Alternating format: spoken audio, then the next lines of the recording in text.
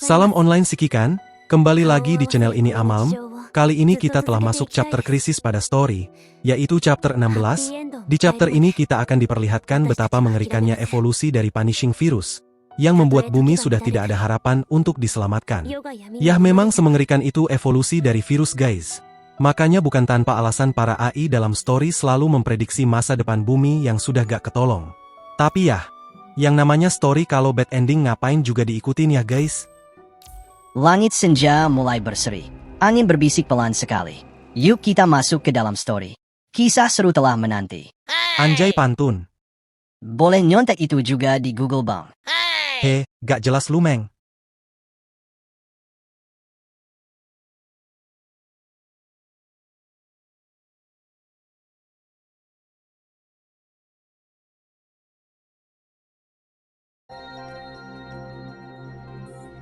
Langkah kaki Hasen memecah keheningan aula konferensi yang megah dan penuh simbol kekuasaan. Ia duduk di ujung meja, bersiap memimpin konferensi pemerintahan dunia yang kembali digelar. Beberapa hadir secara langsung, lainnya melalui proyeksi hologram. Topik yang dibahas kali ini berkisar dari operasi Acadia hingga konflik terbaru melawan Ascendant. Semua keputusan penting bagi umat manusia. Di bawah cahaya bintang-bintang buatan, Gestalt menampilkan data suara rakyat yang dikumpulkan dari seluruh dunia. Gak kaya di Konoha suara rakyat selalu diabaikan. Hasen membuka sidang dengan isu pertama, usulan Akdilek untuk mengubah perjanjian dan meminta lebih banyak helium-3. Perdebatan pun dimulai, satu pihak mendukung permintaan demi stabilitas dan hubungan dagang, sementara pihak lain menolaknya, khawatir akan melemahnya otoritas Babilonia. Ketegangan diredam oleh suara tegas dari perwakilan pengadilan kontrol, seorang wanita berambut abu-abu bernama Hilda, yang menyatakan penolakan dengan alasan prinsip dan stabilitas jangka panjang. Hasen lalu memulai pemungutan suara. Hasil dari Gestalt menunjukkan 97,1% mendukung usulan Hilda. Dengan suara mayoritas, amandemen akan disusun kembali, memperhitungkan batasan dan kontrol yang lebih ketat.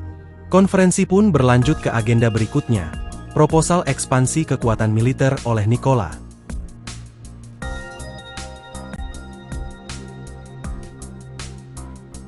Konferensi mendekati akhir ketika Hasen menanyakan apakah masih ada pertanyaan. Seorang anggota dewan, Fermi, mengangkat isu pribadi, mempertanyakan kemewahan upacara kepulangan Sikikan dari Atlantis. Ia menilai acara itu boros, menguras sumber daya yang seharusnya bisa digunakan untuk kebutuhan rakyat. Menanggapi hal itu, Hasen menjelaskan bahwa momen tersebut merupakan simbol kemenangan besar. Sikikan dan timnya telah melawan Lamia Ascendant dan membawa harapan baru bagi ilmu pengetahuan serta masyarakat. Antusiasme warga yang tinggi membuat perayaan tumbuh secara alami, mencerminkan kebanggaan dan rasa syukur publik.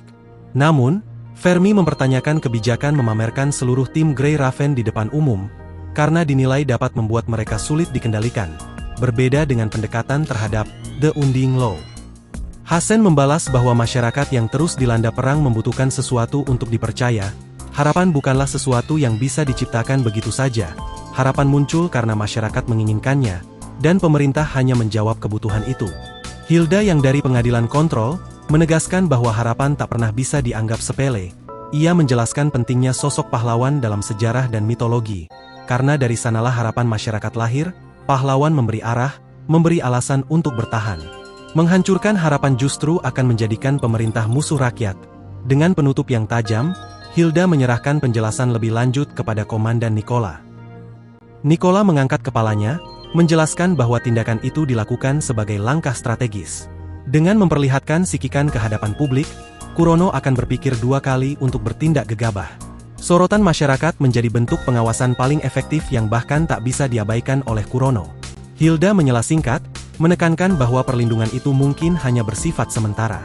Nicola kemudian mengungkap bahwa tim Grey Raven telah disiapkan untuk misi khusus berikutnya, bukan hanya sebagai strategi militer, tetapi juga untuk memperpanjang efek perlindungan dari sorotan publik. Tanpa perdebatan lebih lanjut, Hasen menutup konferensi dengan senyuman dan tepuk tangan. Hologram anggota dewan menghilang satu persatu, menandai berakhirnya sidang resmi hari itu.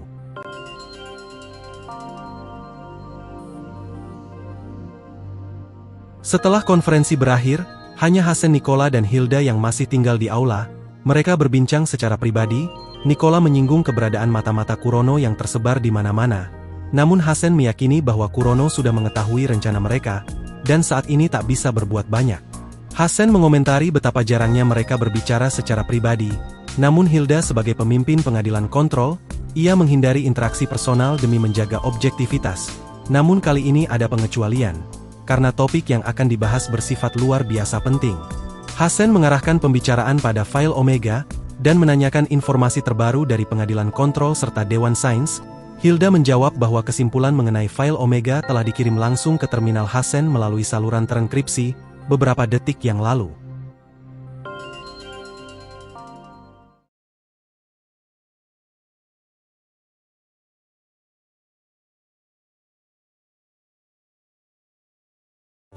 Colin frustrasi dan kecewa saat menyadari bahwa hasil eksperimen mereka hanya menghasilkan cangkang kosong yang tidak membawa manusia lebih dekat pada bentuk evolusi yang diidamkannya, yaitu Ascendan. Meskipun data menunjukkan bahwa hasil tersebut lebih kuat dari bingkai lain, Colin menolak anggapan itu dan menegaskan bahwa tujuannya bukan menciptakan konstruksi kuat, tetapi melampaui batasan manusia. Ia percaya bahwa kunci evolusi ada dalam data Luna. Rebecca memperingatkan situasi genting mereka. Komunikasi dengan komandan terputus dan parlemen kini memegang kendali atas kunci. Namun Colin malah tampak menikmati ketidakpastian ini, membandingkannya dengan perasaan menggenggam peti harta karun yang tak bisa dibuka. Meski ia menangis, ia merasa ini adalah pengalaman yang berharga. Rebecca tetap realistis dan mengingatkan bahwa mereka telah kehilangan satu-satunya orang yang bisa membuka peti itu. Namun Colin tetap optimis, yakin bahwa domba yang hilang, yang dimaksudkan sebagai Luna, suatu hari akan kembali. Ia meninggalkan ruangan, sambil tetap mempertahankan gaya eksentriknya. Beberapa saat kemudian, Colin keluar mengenakan setelan baru yang tampak identik dengan yang sebelumnya. Saat Rebecca menyindir soal gaya busananya, Colin menjawab dengan filosofi bahwa pakaian hanyalah simbol moralitas yang mengekang manusia, dan ia lebih memilih mengekspresikan dirinya lewat kata-kata, bukan penampilan. Percakapan mereka beralih ke harta karun yang disembunyikan parlemen. Rebecca mengaku belum yakin apa tepatnya benda itu, tapi berkat tindakan Colin, parlemen kini telah mengamankan cukup banyak temuan penting. Colin tampak senang dan penuh antusiasme, menyebut hasil itu sebagai rampasan, dan mempercayakan langkah selanjutnya pada Rebecca, menyebutnya dengan penuh ironi sebagai sosialita kita yang terkasih. Setelah Colin pergi dengan penuh gaya, Rebecca ditinggalkan sendirian di ruang kerja. Ia melihat terminal di meja yang masih aktif dan memperbarui jurnal-jurnal rahasia dari Dewan Sains. Dengan ekspresi pasrah dan sedikit kesal, Rebecca bergumam bahwa Colin belum berubah sama sekali meskipun waktu telah berlalu, lalu membawa terminal itu dan meninggalkan ruangan.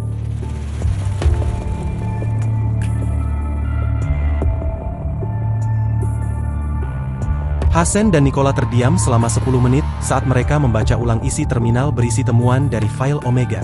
Mereka memastikan tidak ada detail yang terlewat. Hilda menjelaskan bahwa seluruh proses penelitian tersebut dilakukan dengan ketat oleh Dewan Sains berdasarkan panduan dari file Omega, menggabungkan data dari Lustros dan peneliti lainnya. Hasilnya, mereka berhasil mereproduksi fenomena yang dulu diamati para peneliti Atlantis. Hassen terkejut sekaligus emosional saat menyadari bahwa virus punishing benar-benar bisa diserap. Ini menjadi harapan baru bagi umat manusia untuk merebut kembali bumi. Semua pengorbanan selama perang panjang ini akhirnya tidak sia-sia. Nicola juga tersentuh, segera menyadari pentingnya momen ini dan mengajak semua pihak untuk bertindak cepat. Hassen menyetujui dan memerintahkan agar seluruh sumber daya difokuskan pada pengembangan alat penyerap virus punishing, karena ini bisa menjadi senjata kunci untuk mengakhiri perang. Namun Hilda mengingatkan bahwa langkah besar ini bisa menarik perhatian musuh seperti Kurono. Nicola menanggapinya dengan tenang, Kurono mungkin mengincar data mereka, tapi mereka juga bisa memanfaatkan situasi untuk mengungkap temuan Kurono. Operasi berikutnya pun disepakati dengan tegas. Mereka akan lanjut dan bertindak cermat.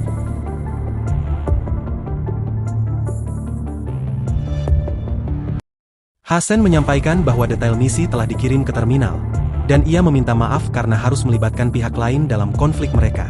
Asimov menanggapi dengan tenang dan mulai bekerja mengamankan file Omega. Ia memperbarui sistem enkripsi sehingga koordinat file berubah setiap milidetik dan datanya dienkripsi ulang setiap menit. Jika Kurono mencoba mendekripsi data, virus buatan Asimov akan aktif dan mencuri informasi dari jaringan mereka. Asimov lalu menyampaikan bahwa untuk melanjutkan penelitian file Omega, mereka membutuhkan lebih banyak sampel virus punishing, termasuk dari makhluk hetero dan hetero-hive matter. Namun, karena Polifak tidak dapat diselamatkan, sisa-sisa yang mereka miliki sekarang tidak cukup. Hassen menjelaskan bahwa semua sampel telah diserahkan ke Dewan Sains. tapi Hilda menyarankan agar mereka mencari lebih banyak. Hilda menunjukkan terminal dari Asimov yang merekam data abnormal dari pertarungan Chrome dan Hive Matter. Dari data itu terungkap bahwa Hive Matter terhubung dengan entitas di luar sistem limbah, serupa dengan koneksi antara Polifak dan Ratu Pterigota. Hubungan ini memungkinkan mereka bertukar informasi dan menunjukkan bahwa makhluk hetero telah mencapai tingkat kecerdasan tinggi. Hilda menyimpulkan bahwa virus Punishing telah menciptakan ekosistemnya sendiri, dengan berbagai spesies hetero yang berevolusi di pohon kehidupan milik virus. Hassen lalu mengingat bahwa Vonnegut pernah menyebut Hive Matter hanya sebagai subjek uji. Asimov pun menyimpulkan bahwa masih ada Hive Matter yang lengkap dan paling berevolusi yang tersembunyi di permukaan. Hassen menutup percakapan dengan menyatakan akan mengirim pasukan untuk mencari data tentang subjek lanjutan itu. Hassen melambaikan tangannya, dan gambar hanggar Babilonia muncul di tengah-tengah parlemen. Sejumlah besar satuan tugas telah berkumpul di depan hanggar, semua bersiap untuk berbaris ke bumi bahkan sebelum pembicaraan di parlemen dimulai, siap untuk mengirim pedang mereka ke tenggorokan musuh. Saat ini, yang mereka tunggu hanyalah perintah untuk mematikan sistem keamanan. Perintah itu ada di tangan parlemen, terkunci dan terisi. Asimov memahami bahwa parlemen menunjukkan betapa mereka menghargai file Omega. Dia mengalihkan pandangannya dari proyeksi, hanya untuk melihat konstruksi berambut merah muda di tempat kejadian. Dia berdiri di atas panggung, mengamati para konstruk yang berkumpul di depan hanggar, dan membandingkannya dengan nama-nama pada daftar di tangannya. Ikon pengadilan kontrol di tubuhnya menunjukkan identitasnya dan perannya di sana. Saat pemandangan hanggar direkam dan diproyeksikan ke gedung parlemen, senyuman itu, konstruk berambut merah muda melihat langsung ke kamera.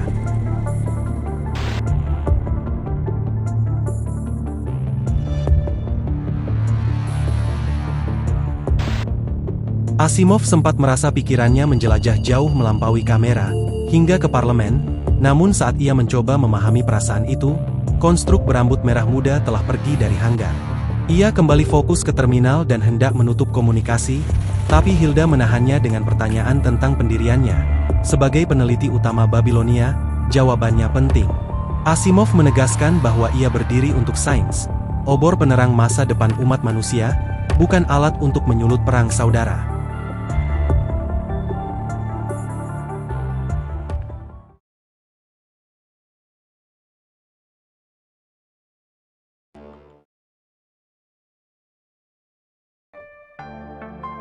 Matahari buatan Babilonia telah tenggelam, dan malam pun menyelimuti. Di tengah keheningan, Sikikan duduk di ruang istirahat Grey Raven, menelusuri catatan misi terbaru yang disusun rapi oleh Liv. Saat membalik halaman, ingatan lama perlahan muncul kembali dalam benaknya.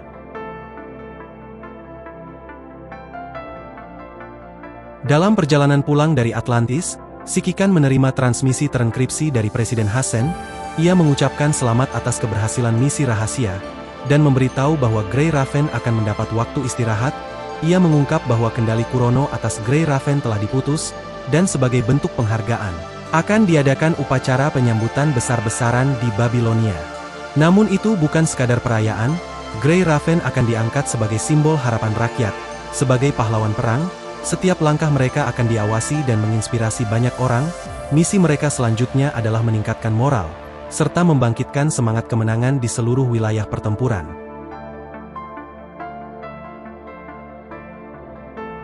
Sejak upacara penyambutan, Sikikan dan Grey Raven belum bertemu lagi dengan Vera maupun anggota Kerberos.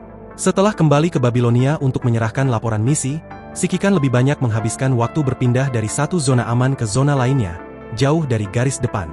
Meski tidak lagi berada di bawah kendali Kurono, perlindungan ketat dari parlemen tetap terasa menyesakan. Di tengah malam yang masih panjang, Sikikan membuka log misi di mejanya, meninjau detail terakhir sebelum dikirimkan. Proyeksi adegan-adegan misi pun mulai muncul satu persatu di hadapannya.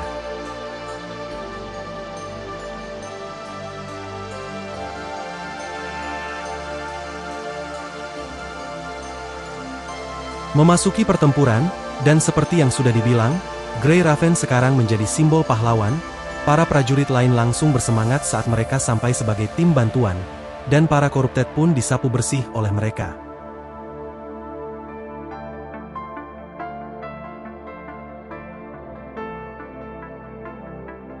Saat pekerjaan mendukung kawasan konservasi selesai, bulan menggantung tinggi di atas kota. artileri pertahanan berpatroli diam-diam, sementara perbaikan bangunan masih berlangsung. Warga beristirahat di tenda-tenda dekat CPF, menghangatkan diri di sekitar api unggun di bawah cahaya bulan. Sikikan duduk tak jauh dari sebuah tenda, dan mendengar percakapan pelan dua tentara yang berusaha tidak mengganggu ketenangan malam.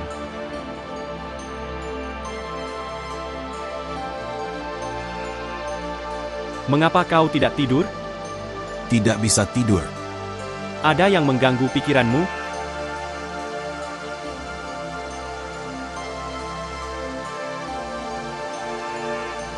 Rasanya tidak nyata. Sebelum kamu banyak menyelamatkanku dan membawaku ke sini, aku dan temanku hanya berkeliaran. Tidak ada tenda, apalagi tempat tidur. Seandainya ada koruptet muncul saat kami tidur dan membawa kami keluar. Kami harus beristirahat saling membelakangi. Senjata di tangan, disembunyikan di lubang di suatu tempat. Namun sekarang, ada tenda, makanan, dan Babilonia untuk menjaga kita tetap aman. Kita tidak lagi bergantung pada peralatan rongsokan kita untuk melindungi diri kita sendiri. Masih ada pistol di tanganku, tapi temanku tidak bisa bertahan lama untuk mendapatkan bantuan dari Babilonia. Maafkan aku. Tidak ada yang perlu dimaafkan. Johnny dan aku sama-sama tahu kami akan mati kapan saja. Tidak ada keputusasaan tanpa bermimpi. Begitulah cara kami para pemulung melihatnya. Namun melihat kawasan konservasi dibangun kembali, mendengar berita kota-kota lain diambil kembali, dan menerima pasokan dari Babilonia, saat itulah aku tahu bahwa hari-hari hidup dalam ketakutan sudah berakhir. Keamanan dan stabilitas telah kembali, dan semuanya terasa sangat tidak nyata. Kadang orang tuh kalau udah kebiasaan menghadapi kesulitan, biasanya justru malah takut kalau hidupnya tiba-tiba nyaman ya bang. Relate sih Meng, gua pribadi juga kadang malah takut sendiri kalau hidup tiba-tiba jadi nyaman. Takut bakal dapat hidup yang lebih sulit dari biasanya kan bang? Bener banget Meng, dan gak jarang selalu terjadi kayak gitu, jadi gua paham banget apa yang dirasain pemulung itu. Tapi ya mau bagaimanapun di balik masalah yang besar selalu ada solusi sih Meng. Jadi hanya perlu tenang dan berpikir lebih jernih aja, agar kunci untuk mecahin masalah itu bisa terlihat. Bener banget bang, ya udah ayo lanjut lagi bang. Aku mengerti. Dulu aku juga seorang prajurit yang bertempur di garis depan. Nyaris terselamatkan dari sabit malaikat maut, dan sekarang aku ditempatkan jauh di sini, di kawasan konservasi. Tangisan teman-temanku saat mereka meninggal masih terngiang-ngiang di telingaku. Aku masih bisa merasakan anggota tubuh mereka yang patah di ujung jariku. Musuh dengan kekuatan luar biasa dengan mudah menjatuhkan pasukanku. Keputusasaan telah menghancurkan keinginanku untuk bertarung. Hal terakhir yang kulihat sebelum aku pingsan, adalah Ascendant bersayap gagak. Tapi kau masih hidup. Ya, aku mengetahui setelahnya, bahwa satu pasukan berhasil mengalahkan Ascendant, serta mempertahankan garis pertahanan. Siapa mereka? Grey Raven. Itulah yang kudapatkan dari laporan.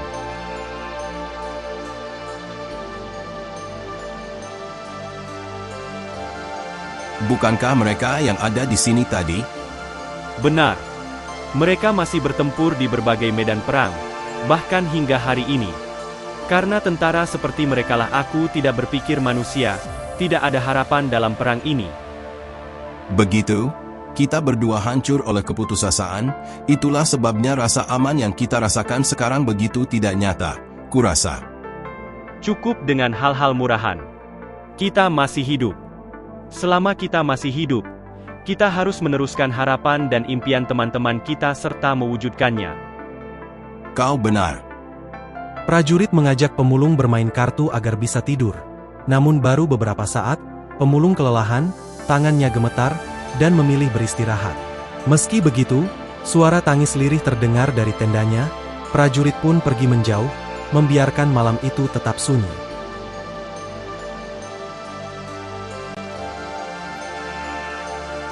Dalam perjalanan, Sikikan mendengar lagu pengantar tidur dan menemui Liv yang sedang belajar bernyanyi dari seorang wanita, sambil menjaga cucunya, anak lelaki kecil yang tertidur berselimut. Wanita itu menawarkan sup jagung hasil pertanian percobaan di kawasan konservasi, hasil kerjasama dengan Akdilek. Sambil menyerahkan sup, Wanita itu mengungkapkan rasa terima kasihnya pada Sikikan karena telah menyelamatkan cucunya dan membawa mereka ke tempat aman.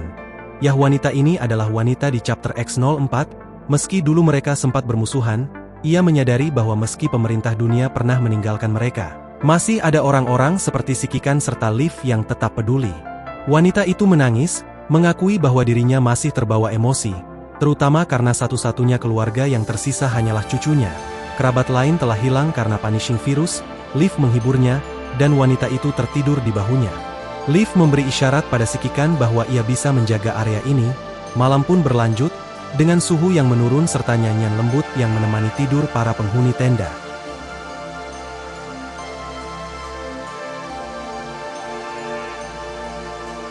Tengah malam, Sikikan meninjau semua catatan misi terbaru dan teringat kata-kata Hasen. Misi utama Grey Raven kini adalah membangun harapan rakyat lewat peningkatan moral. Dalam beberapa hari terakhir, misi-misi seperti pembersihan korupted, pengintaian, dan distribusi logistik menjadi rutinitas. Kawasan konservasi terus tumbuh di belakang garis depan. Dengan dukungan Akdilek, masyarakat mulai berdagang kembali, Aru dibangun ulang, dan Forsaken menemukan kembali pangkalan-pangkalan yang hilang. Setiap misi membawa permukaan makin dekat pada pemulihan. Sikikan menyadari, semua tujuan telah terpenuhi dengan baik, kehadirannya menginspirasi banyak orang, sebagaimana diharapkan oleh parlemen. Ia juga mengingat perbincangan dua prajurit, karena hal itu, banyak yang kembali percaya bahwa manusia masih punya harapan dalam perang ini.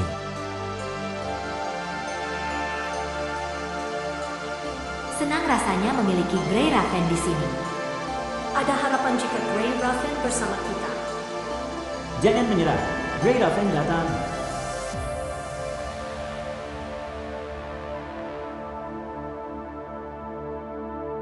Saat menyelesaikan laporan misi di tengah malam, Sikikan merenungi tekanan yang semakin terasa, perhatian publik yang mengarah padanya menjadi pedang bermata dua.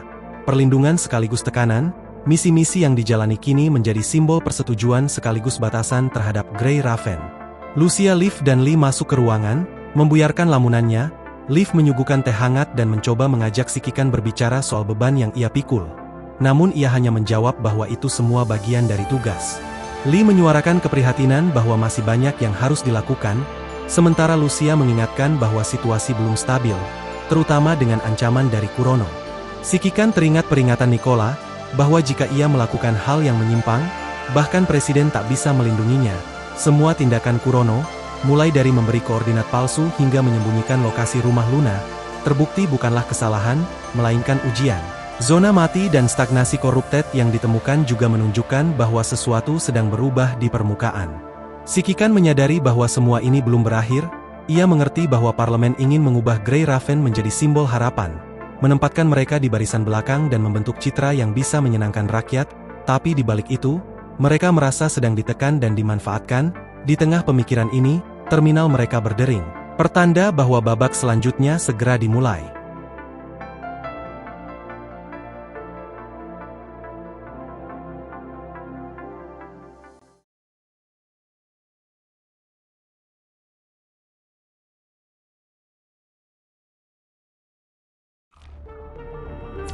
Sikikan menerima panggilan dari Chrome pada malam hari.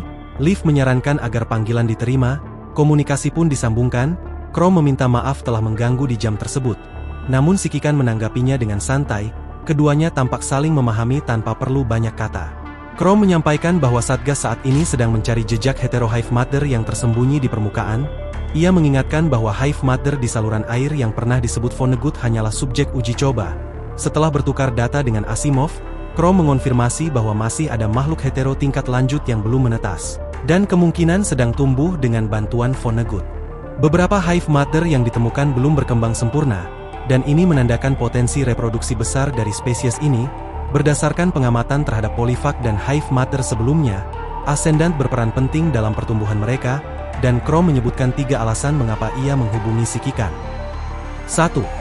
Mereka berhasil mengalahkan Hive Mother menggunakan Glory Frame milik Chrome, yang berarti Lucia dengan frame khususnya juga memiliki kemampuan serupa.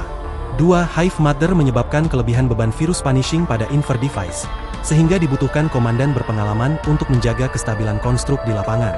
3. Kehadiran Grey Raven di garis depan akan menjadi dorongan moral besar bagi pasukan dan juga sesuai dengan keinginan parlemen. Sikikan menebak bahwa masih ada alasan keempat. Chrome mengakuinya, Frame Glory mengalami tekanan besar dan berisiko rusak jika digunakan lagi. Karena itu, tim Strike Hawk harus tetap berada di Babilonia untuk mendukung penelitian, bukan turun ke medan perang. Sementara itu, Camu yang beroperasi sendirian dianggap terlalu berbahaya dan kini akan tetap tinggal untuk membantu penelitian Dewan Sains. Chrome lalu menegaskan bahwa Grey Raven adalah pilihan terbaik untuk misi yang melibatkan makhluk tingkat lanjut. Percakapan diakhiri dengan kesepakatan bahwa mereka akan bertemu di lab milik Asimov.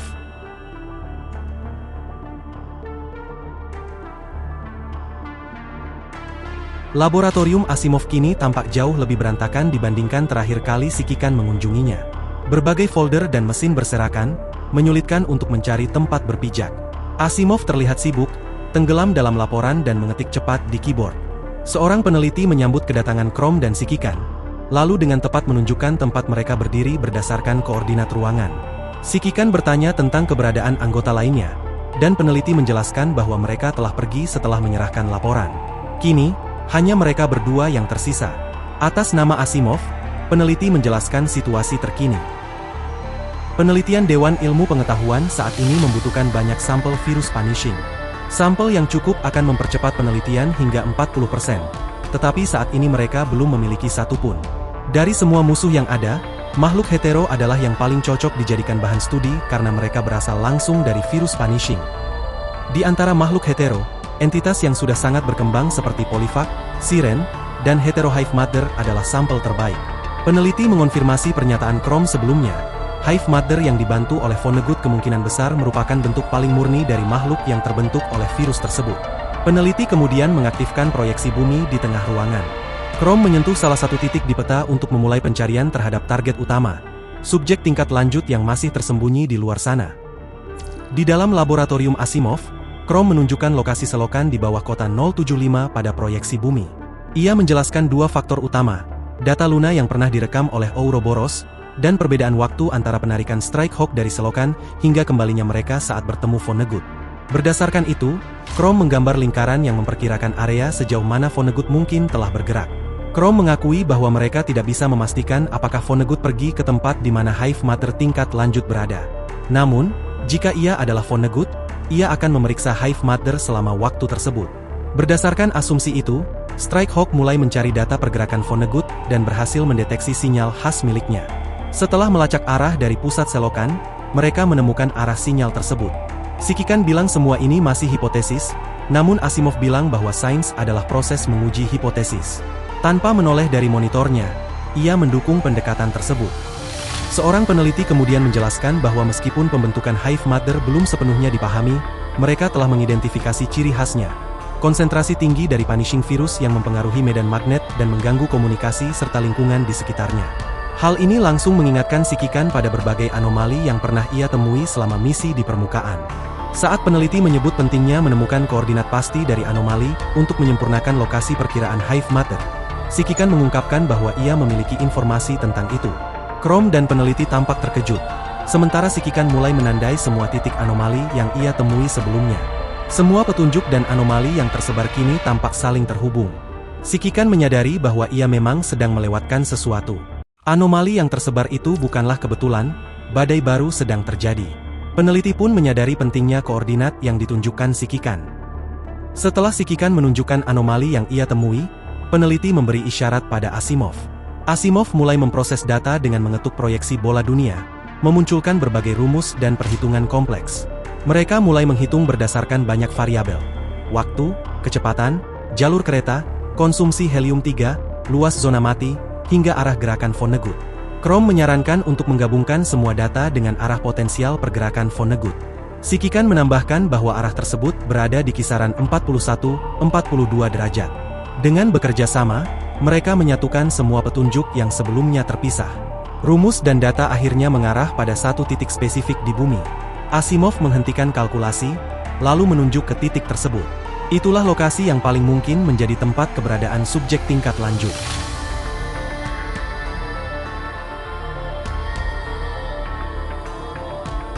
Hassen bertanya perkembangan revitalisasi kawasan konservasi. Seelisa melaporkan bahwa 43% kota yang hilang sejak era pasca pandemi telah berhasil direbut kembali oleh pasukan teknik, timnya Karen. Selain itu, 19% wilayah lainnya ditemukan bebas dari aktivitas korupted meskipun belum direklamasi. Kemungkinan telah dikuasai oleh kaum Forsaken. Dalam sebulan terakhir, 36 kawasan konservasi baru telah dibangun, dan persiapan untuk menerima para pemulung juga tengah dilakukan. Hassen menata proyeksi bumi yang menampilkan titik-titik terang, tanda kawasan konservasi yang berhasil dibangun. Jaringan dukungan dari Babilonia terus berkembang, menghubungkan kembali peradaban manusia dan mereklamasi kota-kota. Meskipun perang belum usai, Hassen optimis bahwa dengan file Omega, titik balik kemenangan semakin dekat. Pintu terbuka, dan Nicola masuk. Ia memberitahu bahwa Grey Raven telah menemukan koordinat subjek tingkat lanjut. Lokasinya berada di reruntuhan Taman Hutan Pulia, sebuah daerah yang sebelumnya tidak diprioritaskan karena medan dan sumber daya yang sulit diakses. Karena belum direklamasi, kemungkinan keberadaan subjek tersebut menjadi masuk akal. Tim Woodcock yang terdekat telah dikirim untuk investigasi. Nicola menyadari bahwa hal ini menjadi alasan Grey Raven diizinkan kembali ke garis depan. Hassen membenarkannya, namun menyeratkan ada alasan tambahan. Ia lalu mengirimkan sebuah berkas video kepada Nicola yang segera ia buka dan putar. Sikikan menyampaikan lokasi subjek tingkat lanjut. Hassen menerima informasi itu, ia akan segera mengirim tim untuk mengonfirmasi kebenaran. Namun, ia ragu soal langkah berikutnya. Menemukan subjek hanyalah permulaan. Mengalahkan dan mengambil sampelnya akan jauh lebih sulit. Karena itu, kehadiran Grey Raven di lokasi dianggap penting, sesuai kesepakatan antara Sikikan dan Chrome. Sikikan mengajukan permintaan resmi agar Grey Raven dapat kembali ke garis depan. Hassen bertanya apa alasan dibalik keputusan itu. Sebagai jawaban, Sikikan memaparkan 4 alasan yang sebelumnya telah didiskusikan bersama Chrome, mengenai kemampuan frame khusus, peran Grey Raven sebagai simbol harapan, kebutuhan komandan di lapangan, dan efektivitas mereka melawan ancaman besar Hive Matter. Hassen mendengarkan dengan tenang. Ia menyadari bahwa permintaan ini diajukan dengan penuh kesadaran akan risiko. Setelah itu, ia mengakui bahwa Grey Raven memang dibutuhkan untuk menghadapi Hetero Hive Matter yang akan datang.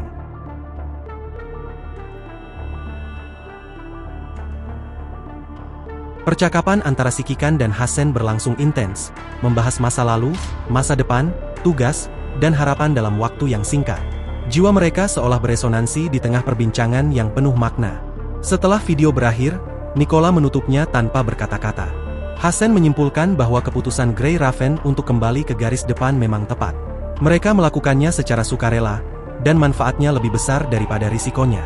Nicola setuju, menekankan bahwa hasil lebih penting daripada prosesnya. Hassen mengakhiri dengan menantikan laporan dari tim Harley Joe, berharap misi kali ini berhasil menemukannya.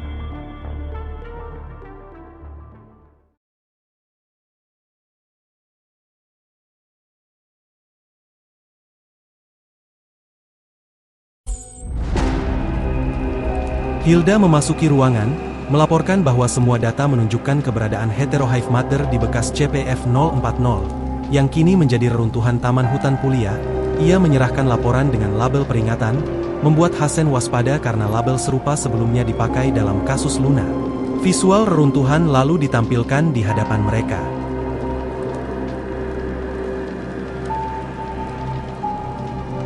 Visual menunjukkan pohon raksasa di tengah reruntuhan CPF 040, terjalin dengan virus punishing merah yang menggantikan seluruh struktur.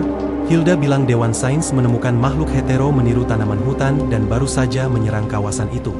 Video dari Komandan Woodcock menunjukkan penyelidikan awal berjalan lancar, tapi kemudian tim menemukan jejak manusia seperti api unggun dan pakaian pemulung, memunculkan pertanyaan mengapa ada manusia di area yang belum direklamasi. Saat tim mendekati sosok berjubah pemulung, mereka menyadari bahwa sosok itu adalah monster humanoid layu dengan jantung merah terbuka, tubuh yang terus beregenerasi dari tulang yang pecah. Sosok-sosok itu terhubung dengan tali transparan menyerupai tali pusar. Hilda bilang ini adalah bentuk evolusi baru bernama Hetero Sapiens, makhluk hetero yang telah mencapai bentuk menyerupai manusia. Evolusi cepat ini menandakan ancaman besar, karena musuh kini tidak hanya meniru hewan, tapi manusia. Dan mereka terus berkembang dengan kecepatan mengerikan. Ketiganya terdiam menyaksikan video yang terus bergulir. Gila ya guys, baru tenang dikira bakal mulai ada harapan. Tapi malah musuh menunjukkan ancaman mengerikan kayak gini.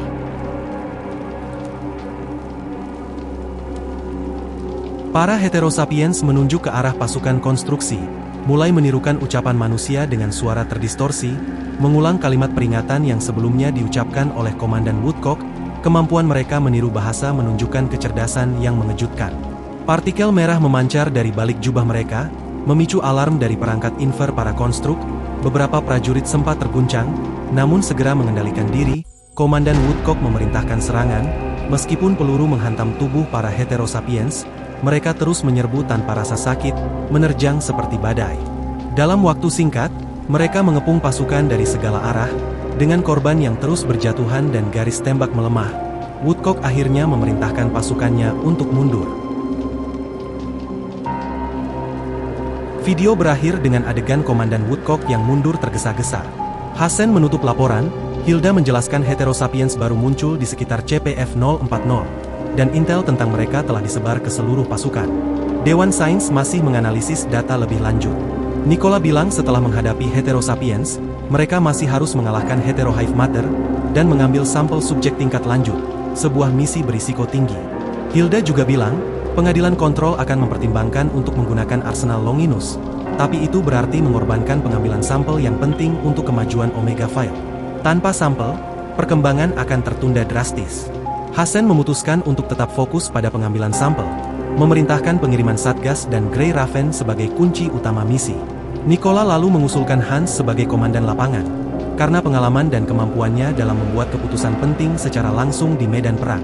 Meskipun Hassen ragu karena kondisi kesehatan Hans, Hilda bilang bahwa risikonya layak diambil. Hassen akhirnya setuju dan memerintahkan Seelisa untuk memanggil Hans ke jembatan.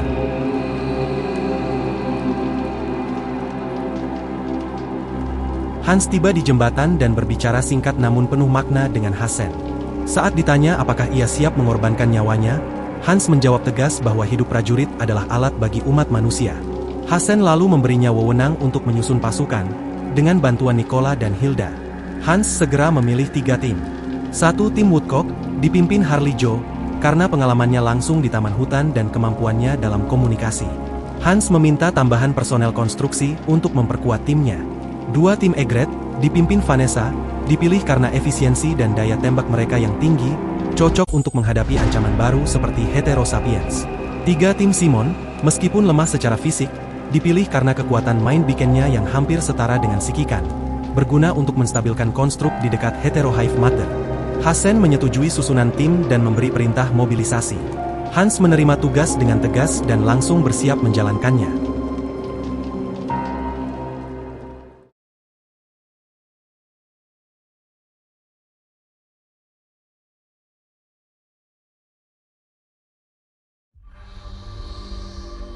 Chapter 16. Irama, Malam Abadi. Pesawat pengangkut melintas langit, psikikan akhirnya kembali ke garis depan, udara lembab, tanda bahwa curah hujan tinggi dan menjelaskan bagaimana reruntuhan taman hutan Puglia masih bertahan di tanah tandus. Begitu kapal mendarat, tak ada jeda, Hans langsung mengumpulkan semua pasukan, berdiri di tengah lapangan dan memperkenalkan diri sebagai komandan utama pasukan. Ia menegaskan bahwa dalam misi ini, perintahnya harus diikuti tanpa pengecualian. Hans lalu menjelaskan 2 tujuan utama operasi. Pertama, menemukan dan mengalahkan heterohive matter di CPF-040, serta mendukung Grey Raven untuk mengambil sampel. Jika misi tak memungkinkan, mereka harus memasang Not Domain Beat agar arsenal Longinus bisa diluncurkan untuk memusnahkan musuh secara menyeluruh. Kedua, menyelamatkan pemulung yang masih hidup selama perjalanan. Saat psikikan menerima Not Domain Beat, mengingatkannya pada pertarungan masa lalu melawan Siren, namun suara Hans membuyarkan lamunannya, dan memperingatkan bahwa heterosapiens adalah bentuk evolusi tak terduga dari virus Vanishing. Jika segalanya keluar dari kendali, dan misi gagal, maka Babilonia akan menjatuhkan serangan orbital, reruntuhan, pemulung, bahkan mereka sendiri akan menjadi debu. Tak ada ruang untuk berharap pada keajaiban. Para prajurit menyatakan kesiapan, lalu diberi waktu 10 menit untuk saling mengenal anggota, dan misi akan dimulai.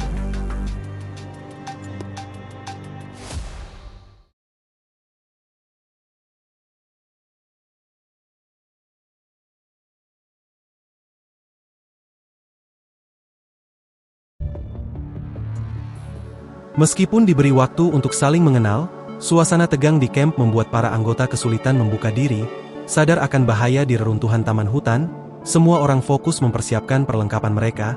Saat sedang memeriksa senjata, si Kikan diserang secara tiba-tiba oleh seseorang dengan pisau tumpul. Refleks cepatnya berhasil menjatuhkan penyerang, yang ternyata adalah Harley Joe, Komandan Woodcock dari video rekaman sebelumnya. Tak lama seorang wanita bernama Yata datang, anggota Scarab yang kini bekerja sementara dengan Harley Joe. Setelah interaksi yang agak canggung, Harley menjelaskan bahwa ia kembali ke reruntuhan karena ingin membalas perlakuan Hetero Sapiens terhadap timnya. Ia mengakui bahwa meskipun takut, sebagai prajurit ia harus melawan rasa takut itu demi melindungi umat manusia. Ia juga menyampaikan kekhawatirannya tentang evolusi punishing virus yang kian mengancam. Percakapan mereka disela oleh Yata yang tetap waspada terhadap lingkungan, menyarankan agar mereka tidak terlalu lengah. Si Kikan kemudian menanyakan keberadaan Simon. Simon muncul dalam keadaan lemah karena mabuk perjalanan. Ia bersandar pada konstruk dan mantah, menunjukkan kehadirannya.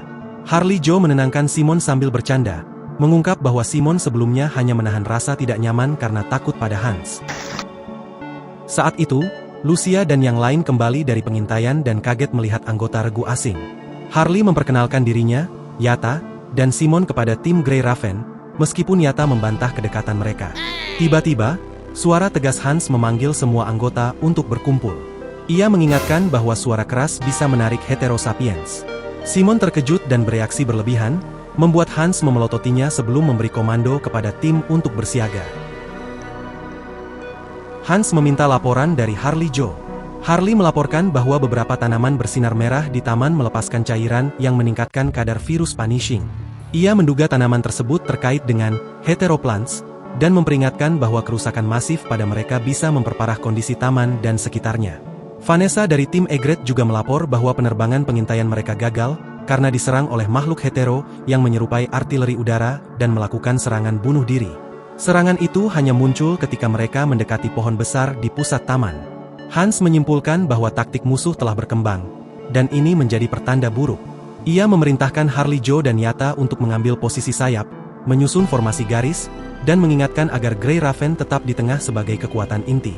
Mereka diperintahkan untuk menembak saat bertemu musuh dan terus bergerak tanpa memecah formasi.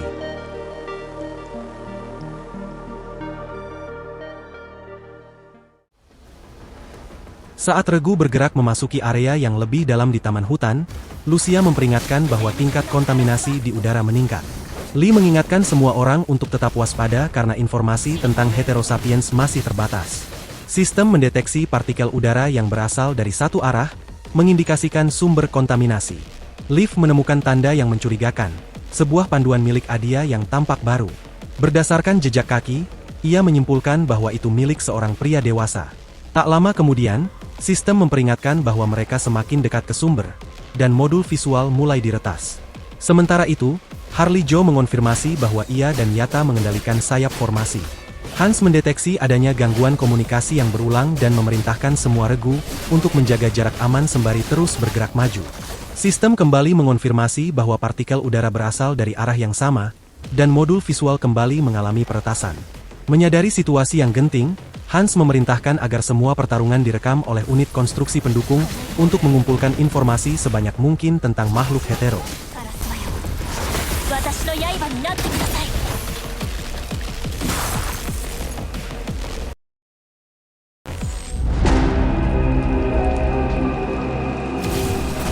Pertemuan langsung dengan Hetero Sapiens jauh lebih intens daripada di video.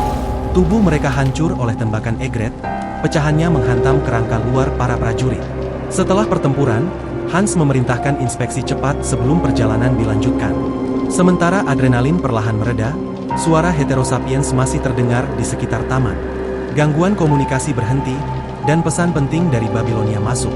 Untuk menghindari gangguan, pesan tersebut dikirim dalam bentuk rekaman berulang yang bisa diunduh saat aman.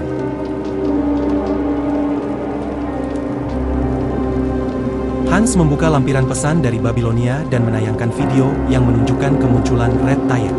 Dalam tayangan itu, Corrupted membeku dan mencair menjadi genangan merah, dari mana Hetero Sapiens muncul dan mulai menyerang. Mereka menghancurkan target, lalu target itu larut dan terbentuk kembali, baik manusia maupun mechanoid, menjadi bagian dari Red Tide.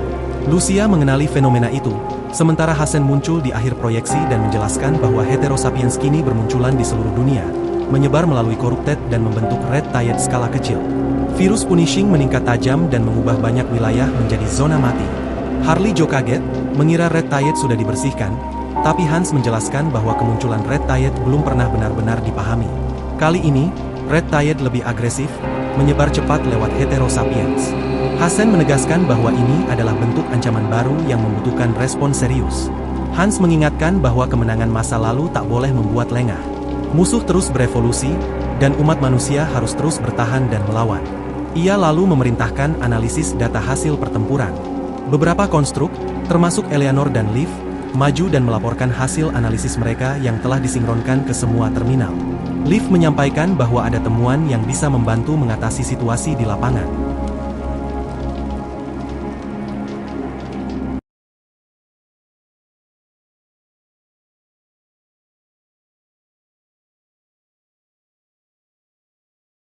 Liv menjelaskan bahwa Heterosapien ternyata memiliki sistem sensorik yang sangat aktif. Saat terluka, sinyal listrik menyebar melalui sistem saraf mereka dan berakhir di tali pusar, bukan otak. Sinyal ini kemudian diunggah ke pusat sarang mereka. Eleanor menambahkan, meskipun mereka berbentuk humanoid, Heterosapien masih berpikir dan bertindak seperti serangga, berbagi indera secara kolektif lewat jaringan sensorik di seluruh taman hutan. Sikikan menyimpulkan, jika tali pusar ini diputus sebelum sinyal terkirim, mereka akan merasakan rangsangan tersebut secara langsung. Karena tubuh mereka lemah dan sistem sensoriknya terlalu sensitif, efeknya bisa sangat merusak, bahkan membuat mereka lumpuh. Vanessa dan Harley Joe mengibaratkannya sebagai efek domino, mengganggu satu bisa melumpuhkan banyak. Jadi Hans menyadari pentingnya informasi ini bagi pasukan Babilonia. Tapi gangguan komunikasi di reruntuhan taman hutan membuat pengiriman data mustahil. Namun Vanessa menyarankan agar mereka tidak membuang waktu hanya untuk menunggu gangguan mereda. Harley Joe lalu menunjukkan alat komunikasi hasil modifikasi miliknya yang bisa memperkuat sinyal. Dengan bantuan Yata, mereka mulai menyusun jaringan penguat komunikasi portabel. Meski hanya bisa menjangkau satu unit, Harley Joe telah menyiapkan banyak perangkat untuk disebar, sehingga sinyal bisa menembus gangguan bila jaringannya cukup luas. Yata setuju untuk membantu, meski mengeluh soal beban kerja. Ya itu yang dipikir. Lalu akhirnya Hans memberi perintah operasi. Tim bergerak dalam formasi baji menuju CPF 040.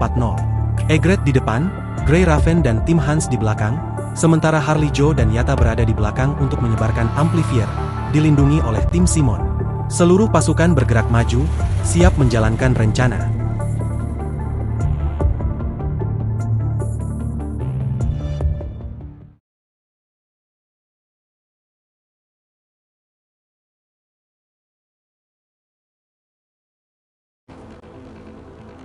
Setelah gangguan komunikasi berhasil diatasi dengan bantuan penguat sinyal dari Harley Joe, Hans segera mengirimkan laporan ke Babilonia. Tim kemudian melanjutkan perjalanan menuju CPF 040. Saat mereka menembus gelombang Heterosapiens, pandangan mereka terbuka, sebuah menara dengan tanaman merah tua menjulang di tengah lapangan, membungkus struktur vital itu. Lucia menyadari bahwa mereka akhirnya sampai, sementara Yata mengeluh tentang jumlah musuh yang terus berdatangan. Diperingati Harley Joe mereka tidak bisa langsung menerobos masuk. Jadi tim berlindung di sekitar CPF 040 sambil menahan serangan musuh.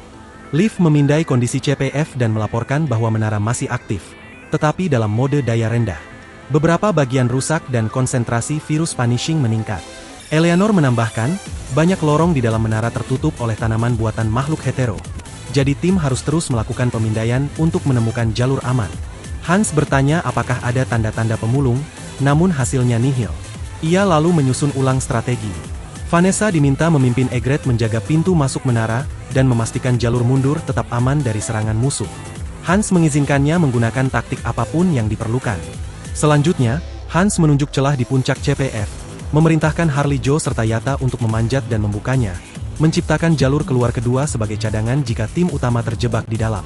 Hans membagi tim.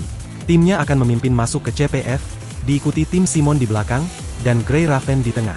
Mereka akan mengawal hingga ke lokasi Hetero Hive Mother. Setelah itu, tim Hans akan menyebarkan node domain bit untuk mengisolasi Hive Mother. Sementara Simon akan membantu Sikikan menstabilkan konstruksi.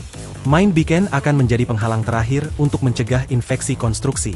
Setelah memastikan semua bersiap, Hans memerintahkan seluruh tim meningkatkan pertahanan dan tetap waspada. Dengan itu, tim pun mulai menerobos pintu utama CPF 040 dan memasuki menara.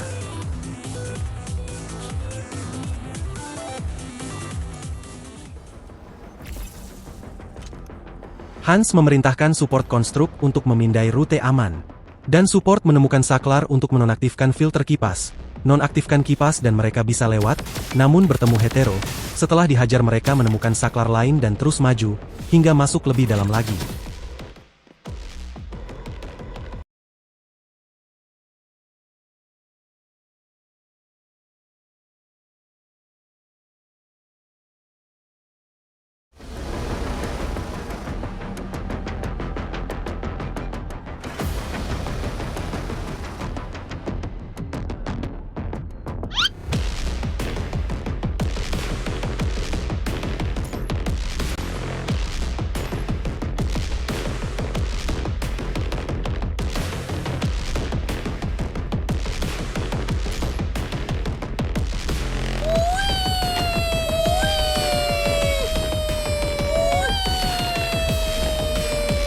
Terbang lu semua mampus.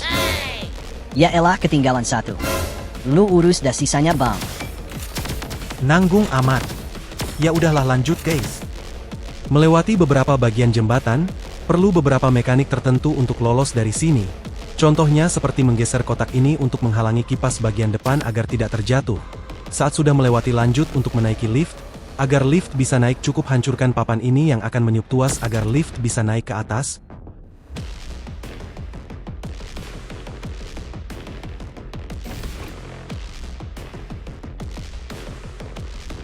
Dan setelah itu kita lanjut ke atas.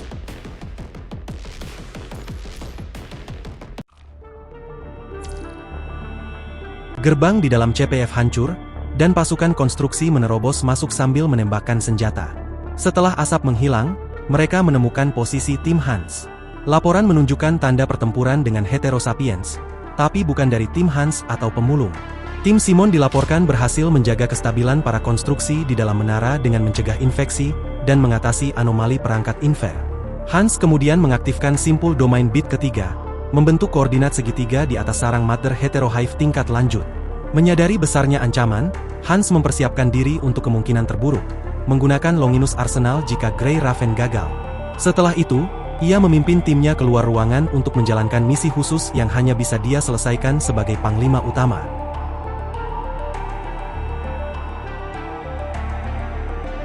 Sikikan memimpin memasuki ruangan luas, menemukan Mother Heterohive tingkat lanjut melayang di udara. Wujudnya jauh lebih besar dari subjek sebelumnya, dan sejumlah tali pusar merah tua menghubungkannya ke sekeliling. Terminal memperingatkan bahwa ini adalah target utama misi. Lucia melaporkan dampak besar pada perangkat infer, namun Sikikan memastikan semuanya masih sesuai perhitungan. Tembakan pertama dari Sikikan tidak melukai cangkang Hive Mother, tapi membangunkannya. Hive Mother mulai menggumamkan omong kosong, dan langsung menyerang. Lucia memotong tentakel yang mengarah pada Sikikan, memperlambat musuh lewat dorongan dingin dari pendorongnya, lalu menusuk celah cangkangnya, namun Hive Mother menghindar dan menjauh. Leaf lalu membekukannya menggunakan dinding elektromagnetik, memberi peluang pada Sikikan untuk menembak kembali. Meski pelurunya tetap memantul, Lee berhasil mengaktifkan mesin yang menurunkan konsentrasi punishing virus di area tersebut. Hive Mother menunjukkan reaksi tak biasa, kejang dan berkontraksi. Sikikan memanfaatkan kesempatan itu dengan menargetkan tali pusar Hive Mother. Satu persatu tali itu terputus, memutus akses Hive Mother ke informasi luar. Cairan merah tua dan hitam mengalir dari tubuhnya. Lucia kemudian melancarkan serangan bertubi-tubi, membuat Hive Mother meringkuk dan bergetar hebat. Tampak seperti berusaha melindungi sesuatu di bawah cangkangnya. Sikikan mulai merasa ada sesuatu yang janggal. Semua ketidakwajaran sejak awal misi seolah terpusat pada Hive Mother ini. Saat memperingatkan tim, Hive Mother tiba-tiba terangkat tinggi, memperlihatkan struktur merah di bawah tubuhnya yang tertutup cairan hitam. Dari dalam struktur itu, dua sosok mulai terlihat.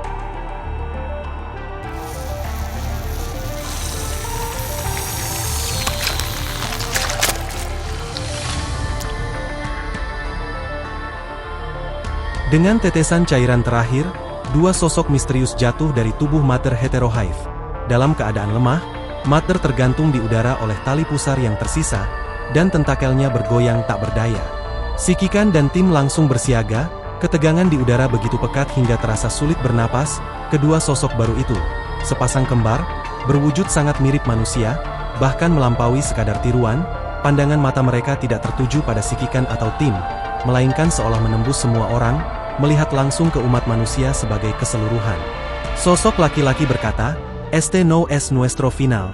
Dan sosok perempuan menyusul, "Istirahatlah, saudaraku." Suara mereka terdengar aneh namun familiar bagi si Kikan, seolah berasal dari orang lain yang pernah dikenal. Tak seperti heterosapiens biasa yang bicara kacau, mereka lancar dan jelas. Si Kikan sadar bahwa mereka telah menyerap cukup data dari taman untuk meniru manusia hampir sempurna. Namun tetap saja, ekspresi mereka kosong. Seakan hanya meminjam kata-kata tanpa makna sejati. Saat keduanya mengangkat tangan, hembusan angin aneh menyapu area sekitar. Si Kikan menyadari satu hal pasti. Evolusi heterosapiens telah mencapai bentuk yang benar-benar baru, dan juga mengancam.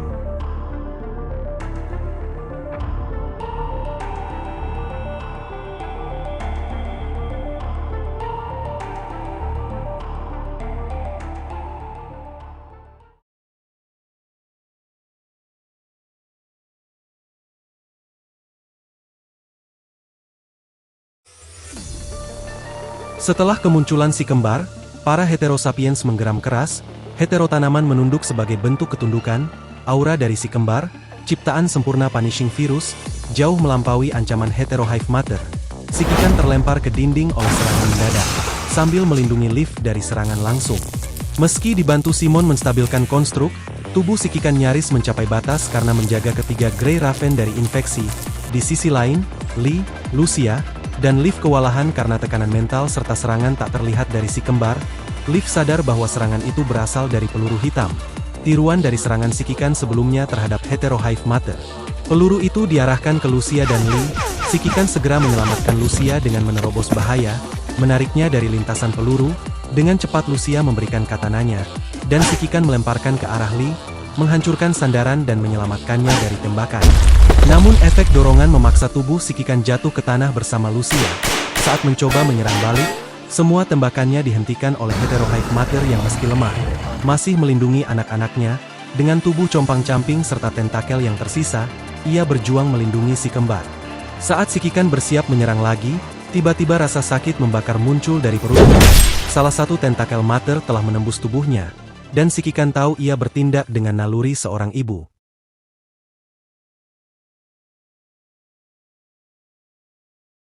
Si kembar secara naluriah menyerang siapapun yang menyakiti mater heterohive. Begitu pula mater, sementara darah mengalir dari mulut, rasa sakit justru menyadarkan si Kikan. Dengan satu tangan memegang tentakel yang menembus tubuhnya, ia menarik magasin baru menggunakan mulut, teknik darurat yang pernah diajarkan Lee. Si Kikan menekan pistol ke tentakel dan menembak. Tembakan pertama disengaja meleset, mengecoh mater hive. Lalu dengan cepat ia mengganti peluru dengan amunisi eksperimental, dan menembak dari jarak dekat. Serangan itu berhasil, tentakel patah dan mater hive mundur dengan si kembar bergegas ke sisinya. Namun sebelum bisa bergerak lebih jauh, ledakan besar mengguncang platform tempat mereka berdiri. Seluruh struktur runtuh, bersama Grey Raven si Kikan jatuh ke bawah. Dalam kabut kesadaran yang menghilang, sebuah tangan konstruk menangkapnya. Pandangan terakhir adalah seragam yang familiar.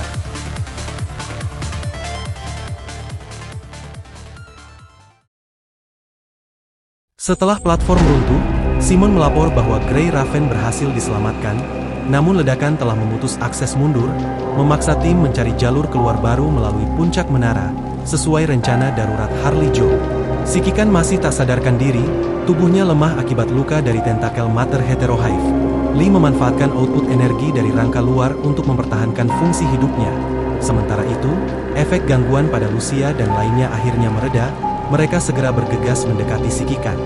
Lucia melaporkan bahwa sebelum pingsan, si Kikan sempat memberitahu tentang tentakel yang tertinggal di lukanya. Meski mater heterohive belum bisa dikalahkan, Grey Raven berhasil mengamankan sampel biologis penting. Hans turun tangan langsung, memeriksa luka si Kikan sambil memerintahkan Liv untuk melakukan pertolongan pertama. Bersama Eleanor dan para konstruk, mereka mengekstraksi tentakel dari tubuh si Kikan, menyegelnya dalam wadah sampel. Liv membalut lukanya, Eleanor menyeka keringat serta menyuntikkan serum, tapi meski telah ditangani, darah masih merembes dari balik perban, menunjukkan betapa parahnya luka yang diderita.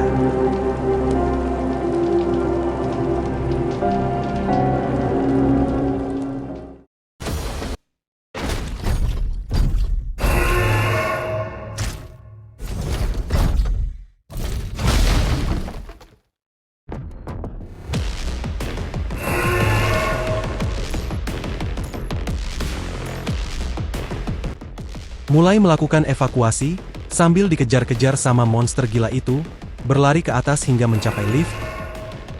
Kok gua inget kasus Tifa di chapter 2 ya bang? Yang Lee ketusuk ama tentakelnya Tifa. Jadi curiga gua. Mirip-mirip nih soalnya, kayak bakal ada sesuatu yang terjadi gara-gara tusukan itu. Sok tahu lu Meng? Dahlah lu jangan ganggu gua. Lagi fokus ini biar gak ketangkep ama tuh siput gila. Ketangkap juga paling cuma ngulang dari bawah bang. Ya makanya gua fokus biar gak ngulang kocak.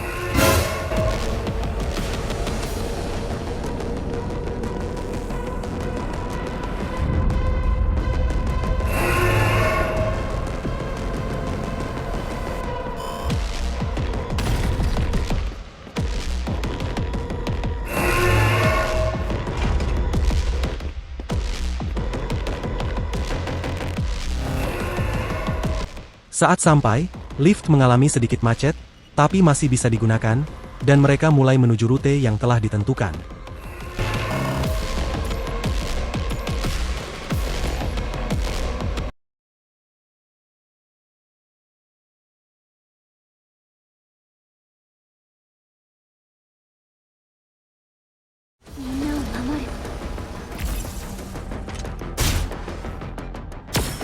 Keluar dari lift, menemukan ruangan dengan banyak turbin kipas besar. Yang perlu kita lakukan di sini hanyalah tidak memasuki lintasan tiupan turbin, karena akan menyeret kita sampai ke aliran listrik mematikan yang ada di pojokan. Tapi kalian bisa memanfaatkan hal itu untuk mengeliminasi musuh dengan cara tersebut. Bertahan hingga Harley Joe datang, dia sudah membuat jalur evakuasi. Setelah situasi dalam menara stabil, Harley Joe dan Yatta memperluas jalur ekstraksi, hingga akhirnya semua orang bisa berkumpul kembali. Mereka mulai mundur melalui jalur baru tersebut, sementara raungan musuh terdengar dari dalam menara. Hans bersiap mengaktifkan Longinus Arsenal, tapi sistem gagal menerima sinyal. Ia menyadari penyebabnya bukan kerusakan fisik, melainkan gangguan fungsi akibat pengaruh Mother Hive dan si kembar. Solusinya, kalibrasi manual pada Not Domain Bit, tugas yang hanya bisa dilakukan oleh komandan. Hans memerintahkan Harley Joe dan Yatta, yang paling lincah, untuk membawa sampel ke Babilonia menggunakan roket portable setelah berhasil keluar. Vanessa akan membantu mereka menembus pertahanan musuh, sementara Simon, satu-satunya yang masih bisa melindungi para konstruk dari infeksi, ditugaskan memastikan keselamatan mereka. Hans memilih tetap tinggal untuk melakukan kalibrasi manual, memastikan Longinus Arsenal dapat menghantam Mother Hive. Ketika seorang kapten konstruk bersikeras menemaninya, Hans menolak dengan tegas, menyatakan bahwa kehadiran mereka hanya akan menghambat. Ia menegaskan kembali peran dan tanggung jawab masing-masing, lalu berjalan sendirian ke arah berlawanan dari titik ekstraksi, berjanji akan kembali setelah menyelesaikan misinya.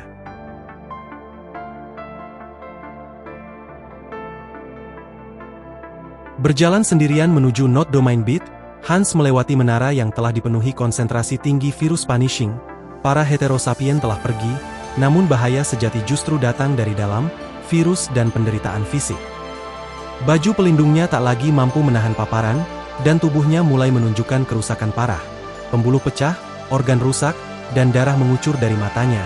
Meski rasa sakitnya luar biasa, Hans tetap melangkah maju, digerakkan oleh tekad dan keyakinan mutlak sebagai prajurit. Ia menolak mati di ranjang rumah sakit. Baginya, kehormatan tertinggi adalah gugur di medan perang, menuntaskan misinya demi umat manusia. Dengan tubuh yang nyaris lumpuh, ia terus merangkak menuju Not, sembari mengenang sumpahnya dan pembicaraan terakhirnya dengan Hassen, bahwa hidup seorang prajurit adalah alat perjuangan umat manusia. Akhirnya, Hans tiba di Not dan membuka modul kalibrasi secara manual. Meski tubuhnya sudah membusuk karena infeksi, ia tetap menyelesaikan tugasnya. Dengan sisa kekuatan, Hans menekan pelatuk Longinus Arsenal. Suara aktivasi yang muncul dari sistem menjadi simfoni kemenangan terakhirnya. Ia telah menuntaskan misinya, membuka jalan bagi masa depan umat manusia dengan pengorbanan mutlak. Di tengah reruntuhan, tekad Hans menjadi warisan yang tak akan padam.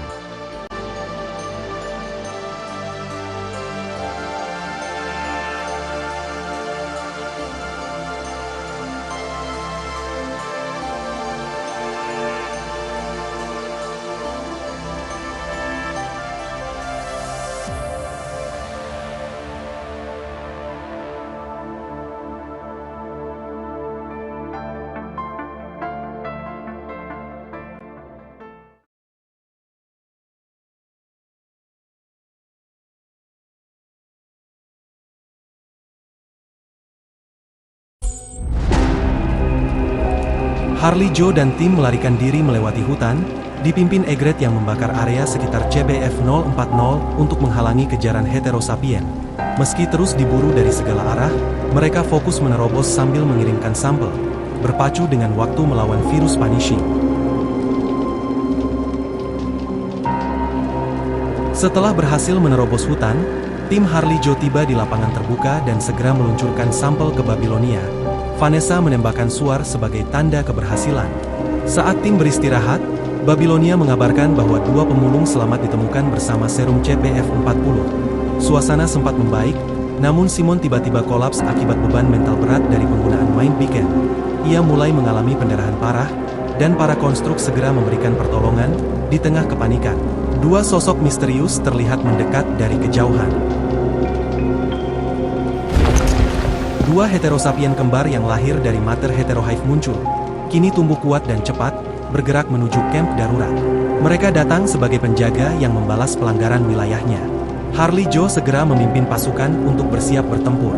Lucia dan yang lain menjawab ajakannya dengan tindakan, berdiri di garis pertahanan. Yata mulai bertransformasi, bersiap bertarung. Suasana memanas saat seluruh heterosapien muncul dari hutan, dipimpin si kembar, menandai dimulainya kembali perang melawan Punishing virus.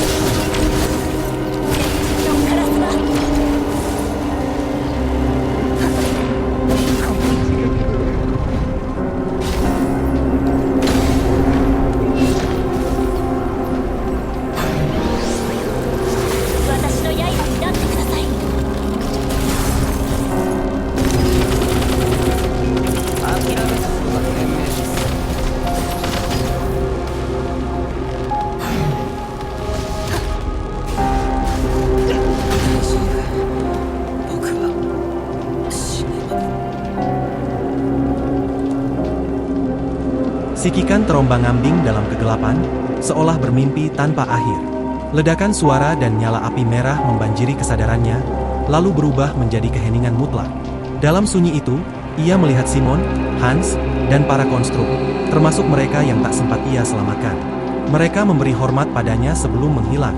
Dalam ruang tanpa bentuk, rasa mual akibat gegar otak masih terasa. Sebuah cahaya merah muda muncul sesaat, lalu lenyap, meninggalkan Sikikan kembali dalam kegelapan yang melahap segalanya.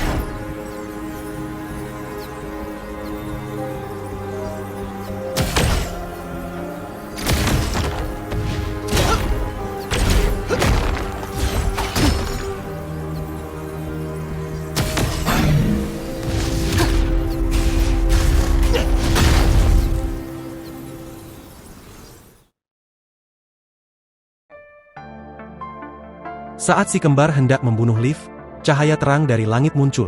Longinus Arsenal telah tiba. Senjata terkuat umat manusia menjatuhkan serangan dahsyat ke medan perang, memberikan harapan baru. Si kembar, terdorong naluri, tiba-tiba mundur dan bergegas menuju CPF-40, meninggalkan Leaf dan yang lain. Serangan Longinus menghantam langsung ke pusat Heterohive Mother, menandai titik balik pertempuran. Longinus Arsenal melepaskan serangan terakhirnya, menyelimuti si kembar dan Heterosapien dalam cahaya putih.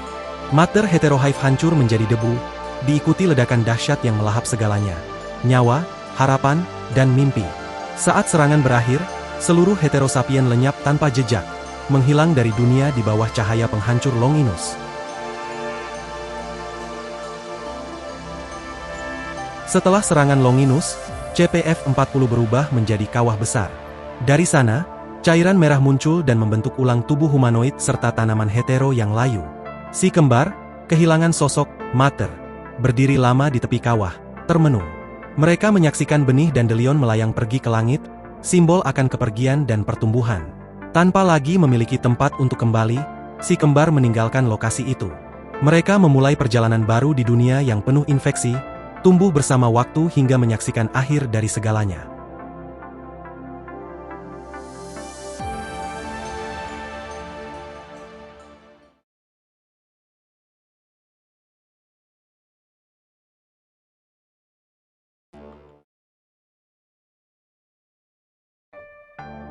Beberapa jam setelah meninggalkan medan perang, si kembar menemukan bangkai kapal angkut besar yang jatuh di dekat tim pengambil sampel induk Heterohive. Hanya pilot yang berhasil diselamatkan, dan pasukan mulai mundur dengan berjalan kaki. Sepanjang perjalanan, mereka menyaksikan kehancuran. CPF runtuh, ladang terbakar, dan bau busuk memenuhi udara. Virus Punishing telah merenggut segalanya, memaksa umat manusia mundur, meninggalkan rumah, senjata, dan ransum demi bertahan hidup.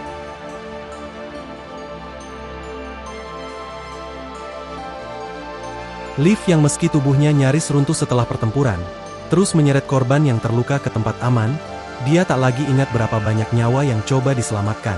Ada seorang korban meminta air, namun titik suplai yang tersisa hanya menyimpan cairan keruh. Sebelum sempat minum, orang itu meninggal di pelukan Leaf, meninggalkan percakapan mereka yang baru saja terjadi. Sebagai tenaga medis, Leaf seharusnya terbiasa dengan kematian, tapi setiap nama korban tetap hidup di pikirannya. Setiap kehilangan tetap menyayat, menyesuaikan emosinya. Leaf kembali menyisir reruntuhan dalam keheningan, bertekad tak akan melewatkan korban berikutnya.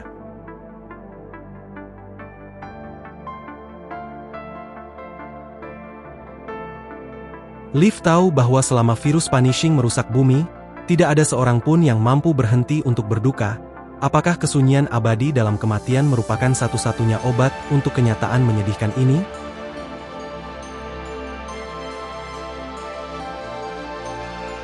Leaf terus bergerak di tengah reruntuhan, meskipun tubuhnya rusak parah, puing-puing tajam menggores kulit buatan, memperlihatkan kerangka mekanisnya.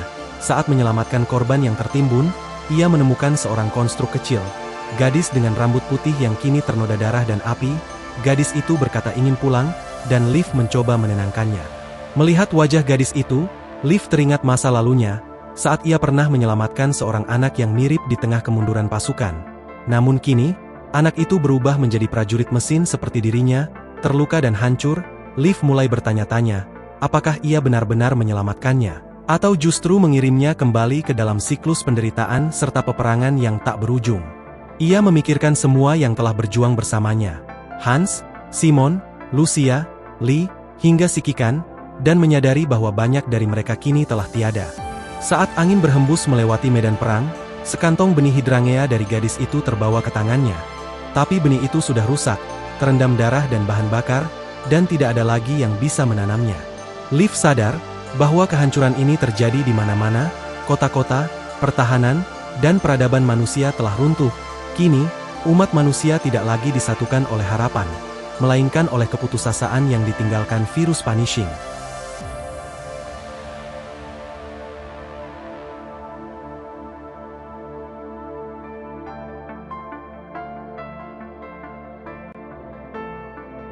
Ada gunung yang lebih tinggi setelah ini, ada medan perang lain setelah perang ini selesai.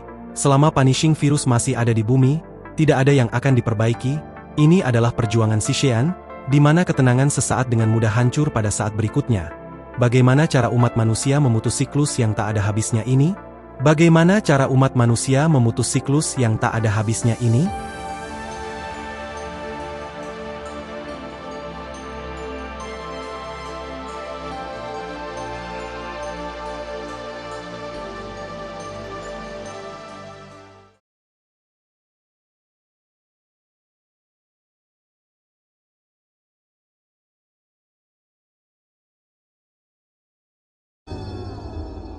Di gedung parlemen, pertemuan darurat kembali digelar untuk membahas nasib umat manusia. Hassen menanyakan kondisi tim Grey Raven. Hilda melaporkan bahwa Lucia dan Lee sedikit membaik, sementara si Kikan masih dalam kondisi kritis. Situasi di permukaan semakin memburuk dan komunikasi dengan pasukan darat semakin sulit. Rencana mereka dianggap gagal. Para anggota dewan memperdebatkan situasi. Sebagian menyebutkan bahwa 63% rakyat kini memusuhi si kembar, dan 36% mengutuk ketidakberdayaan tentara. Namun sebagian lainnya menilai bahwa pengambilan sampel dari induk heterohive oleh tentara adalah kemajuan besar untuk sains, dan tanpa kehadiran mereka, lebih banyak wilayah akan hilang.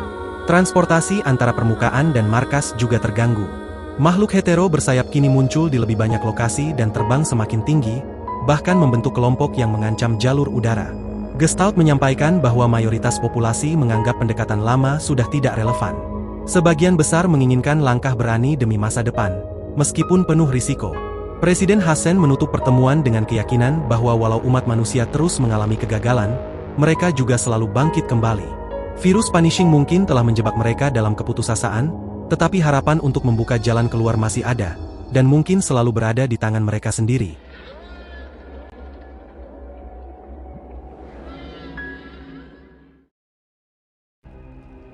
Dan chapter utama 16 selesai, dari sinilah cerita PGR akan selalu terasa seperti di neraka hingga ke depannya nanti, karena walau berhasil mendapatkan sampel, belum tentu itu akan menjadi jalan keluar. Karena seperti yang sudah dibilang, akan ada gunung yang lebih besar menghalangi jalan setelah ini, dan akan terus begitu, hingga chapter 33. Buset. 17 chapter ke depan bakal penuh kisah kesengsaraan bang. Gak semua sih Meng. Beberapa flashback ke kisah-kisah tertentu, belum lagi beberapa story sampingannya kayak floating record dan lain-lain, tapi dari yang gua baca dikit-dikit, 70% kisah dari itu semua akan berbau kesengsaraan yang lebih parah dari sebelumnya. Terutama saat puncaknya nanti, di chapter 31 dan 32, dua chapter yang hampir bikin gua mau pensi aja main ini game. Buset gila sih emang Kuro. Juara banget kalau nyiksa karakter yang udah dia buat, capek-capek udah dibuat tapi malah disiksa di story. Kalau gini caranya mending gua bikin surat lamaran kerja ke Kuro. Lah mau ngapain lu? Mau ngajak refreshing yang buat ceritanya bang. Ya suka-suka lu aja sanalah. Ya udah terima kasih buat para sikikan yang sudah mampir dan nonton sampai akhir. Sampai bertemu di cerita selanjutnya.